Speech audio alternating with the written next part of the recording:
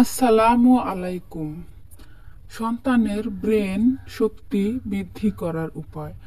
আপনার সন্তান কি পড়াশোনায় অমনোযোগী? পড়া মনে থাকে না? কিছুতেই কি বই পড়াতে বসাতে পারেন না? পরীক্ষায় ভালো নম্বর পায় না? আপনার সন্তান কি একটুতেই কান্না করে? কিছুতেই কান্না থামতে চায় না? আপনার সন্তান কি খুবই দুষ্ট প্রকৃতির? আপনার কোনো কথাই শোনে না? তাহলে এই ভিডিওটি আপনার জন্য। এর সমাধান পেতে হলে ভিডিওটি না টেনে সম্পূর্ণ দেখুন।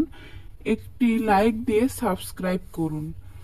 এই আমলটি করলে আপনার সন্তান একদম শান্ত হয়ে যাবে, প্রতিটি পরীক্ষায় ফার্স্ট হবে এবং পড়ার প্রতি মনোযোগী হবে। এটি একটি কোরআনিক আমল। এই আমলটি করতে হলে আপনি আপনার সন্তান যখন ঘুমিয়ে পড়বে তখন এই দোয়াটি 7 বার পরে তার মাথায় ফু দিন এবং দোয়াটি হলো আল্লাহুম্মা ফাক্কিহু ফিদ্দিন, আল্লাহুম্মা ফাক্কিহু ফিদ্দিন। এভাবে 7 বার পড়ুন এবং সন্তানের মাথায় ফু দিন। দ্বিতীয় দোয়াটি হলো রাব্বি জিদনি ইলমা, রাব্বি জিদনি ইলমা।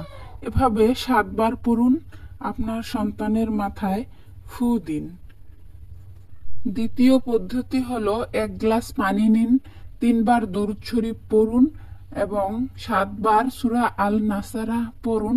পুনরায় 3 বার দরুদ শরীফ পড়ে পানিতে ফু দিন এবং সেই পানিটি প্রতিদিন আপনার সন্তানকে খাইয়ে দিন। অন্য আরেকটি পদ্ধতি হলো আপনি বিসমিল্লাহ সহকারে সূরা আলাম নাশরাহ 7 বার পাঠ করে কিছু কিসমিসের মধ্যে ফু দিন।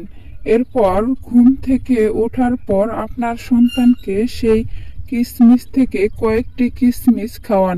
এভাবে প্রতিদিন খাওয়াতে থাকবেন, দেখবেন আপনার সন্তানের ব্রেন খুলে গেছে।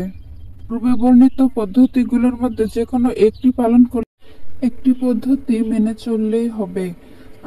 সূরা আলাম নাশরাহটি পাঠ করে শোনাচ্ছি। বিসমিল্লাহির রহমানির রহিম। আলাম নাশরাহ লাকা সাদরাক ওয়া ওয়াদানা আনকা বিজরাক আল্লাযী আনকাদা যহরাক ওয়া রাফা'না লাকা যিকরাক فإن مع العسر يسرا إن مع العسر يسرا فإذا فرغت فانصب وإلى ربك فارغب।